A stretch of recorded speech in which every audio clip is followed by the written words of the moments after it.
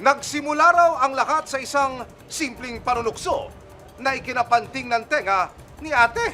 Pero hindi lang pala siya ang tila mainitin ng ulo dahil ang kanyang buong family takaw gulo rin daw sa kanilang lugar. Ate, cool ka lang. Mainit na nga ang panahon, huwag ka nang makipagsabayan. Patayin mo! Patayin mo yan! Patayin mo! Matapos na iparating sa resibo ng isang street vendor ang kanyang reklamo, kung saan makikita ko sa isang video na siya'y sinaktan dito sa Caloocan City, minarapat po natin siyang puntahan. Unang-una para kamustahin, ikalawa, para ho alamin ang buong detalye at alamin kung ano ang mitya ng sumiklab na gulong ito. Sariwa pa ang mga sugat, pasa at kalmot na natamo ng street vendor na si Mona Lisa Manimbaw matapos siyang saktan ng kapitbahay niyang si Evelyn, hindi niya tunay na pangalan. Marami po, meron po dito yan. Oho. Tapos ayan pa po. Eto. Opo. Ilan ho yung nagtutulong-tulong para kayo saktan? Isa lang po siya. Isa lang po yun? Opo. Pero mas kasi po, ako may edad na po ako. At ang punot dulo raw ng gulo dahil lang sa simpleng panunukso? Naku po! Ano sabi niya? Sinabihan niya akong ganyan na, ang pangit mo. Sabi ho sa inyo? Opo. Pero nung habang sinasaktan kayo, sinubukan nyo bang awatin siya dahil kayo'y bugbog sarado na? Opo, hindi ko po Hindi nga niya tinigilan? Opo. Dire-diretso siya? Dire-diretso niyo pong ginawa yun. Matapos ang insidente, agad na nag-report sa barangay si Mona Lisa. Pagkatapos ko mong kabarangay, nagpa-medical legal po ako para maging formal po yung reklamo namin. Dahil sa pangyayari, apektado pati ang kabuhayan ni Mona Lisa dahil sa mga iniindang sakit. Yung billing ng check-up ko po, napakalaking abala po nito. 5,000 plus po, ma'am. Malaking halaga na rin po yan, siyempre, dahil pagpuhunan ko na po, nabili ko pa ng gamot. Sinabunutan, tinadyakan at ginulpi hanggang sa mawalan ng malay. Huwag ka mag-aalam dyan, babayan! Yan ang sinapit ng isang street vendor sa Caloocan City sa kamay ng kanyang kabarangay. Sa pagpunta ng resibo sa Barangay 73, Caloocan City, isang revelasyon ang ipinagbigay alam ng iba pang mga residente rito.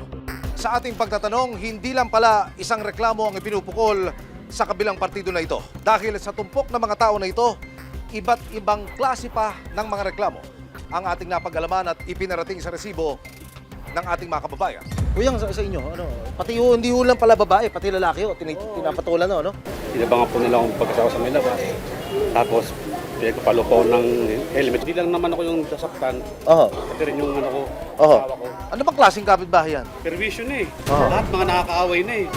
Maging ang ibang kaanak pala ni Evelyn. Malakas din daw mang trip ng mga kabarangay.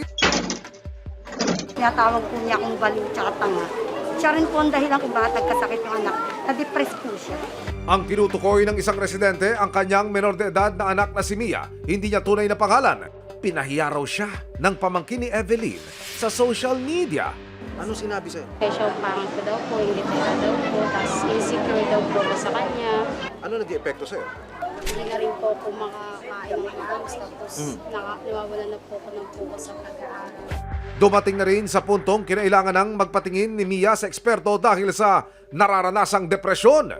Ito po yung psychological report result ko po na pina-check po ng nila mama po para po to assess presence of trauma ko. Hanggang ngayon po, continued pa din po yung 2-month session ko po na pagpapacheck up ko po doon. Dahil hindi na rin matiis ng iba pang mga residente ang pamilya ni na Evelyn, sigaw nila, palayasin na sila!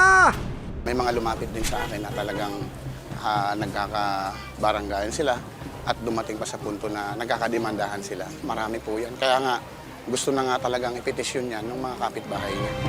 Pero teka, kailangan pang harapin ni Evelyn ang reklamo sa kanya ni Mona Lisa na pananakit.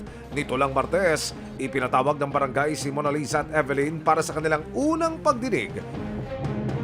Ilang sandali pa, biglang nag-grand entrance na si Evelyn.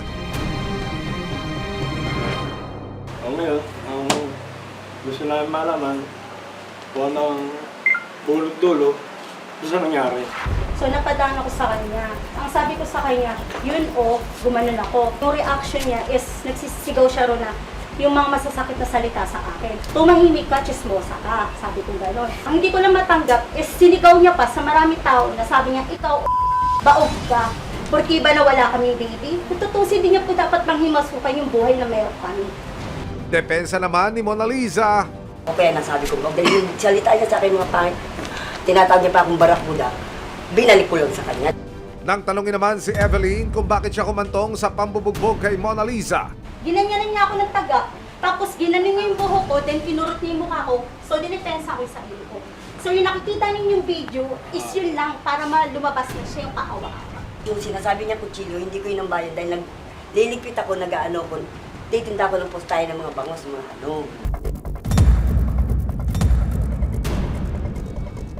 Walong araw matapos bugbugin ni Evelyn ng kanyang kabarangay na si Lisa. Nagharapan sila sa barangay para sa una nilang pagdinig. Kung unang-una tawag mo sa akin, barakuda. Oo! Pero ang say ni Evelyn, Hindi ko pinansin Alam ng yun. Diyos yan po, sinasabihan kita ng ganyan. Ayun, Excuse me, nagpa-Bible study po kami sa bahay. Sige, okay, oo. Ako kahit hindi ako nagpa-Bible study, alam ko yung tama pala. Ito yung nangangagat siya. Ay, mangangagat ako lang akong Ayan. Okay lang galang, no? Dapat mag-focus lang tayo doon sa nangyaring insidente kasi humahaba na tayo doon. Yung luma, ano yan? Wag na nating Yung nakaraan. wag na nating pag-usapan yung nakaraan. Hindi tayo magkakaintindihan yan eh. ang pagdinig ng dalawang panig sa barangay nagmistulang round 2 ng kanilang iringan. Para naman kayo nagkamali, di ba? Bilang namamagitan sa inyo, Kasi- mahilig pa kayong magkayos. Ngayon, kung hindi kayo magkakayos, wala naman kayong magagawa. Tagapamagitan ng... Ay, hindi kayo magkakayos. Kami sa Lupon bilang isang mediator ay gagawin namin yung lahat para pagkasunduin kayo. So kung hindi talaga kayo magkakasundo is wala kaming magagawa ni Kap, kundi mag-issue kami ng CFA. Sinubukan ng resibo na makapanayam si Evelyn ang say niya sa mga sumbong ng iba pa niyang mga kabarangay. Pinoprovoke po nila kami para po mas magalit ako, para po mas maraming magalit sa amin. Alam ko naman po, nag-expect naman po ako doon na yun po yung magiging feedback para sa akin is yung masama sa paningin ng ibang tao. Pero hindi nila alam kung sino talaga ako. Para masigurong hindi na magkakagulo ang dalawang panig habang dinidinig ang kaso sa barangay, Pababantayan na lang po talaga namin sa tao namin sa barangay at yung mga nakakaalitan niya, ibibigyan na lang namin ng barangay protection. ikinonsulta rin namin sa abogado ang planong pagpapapetisyon o pagpapaalis ng mga residente sa pamilya ni na Evelyn. They must come up with a compromise agreement. Kasi hindi pwede magpaalis ng tao sa kanilang tinitirahan dahil constitutional right natin yung the liberty of the abode. Mapapaalis mo lang ang isang tao sa kanyang tinitirahan kung willing siya. Paalala rin ni attorney, So yung simpleng asaran lang, yung simpleng pagchichismis mo sa isang tao, this may lead to to fatal consequences or consequences that may bring you the matter to court which may last up 5 or 10 years.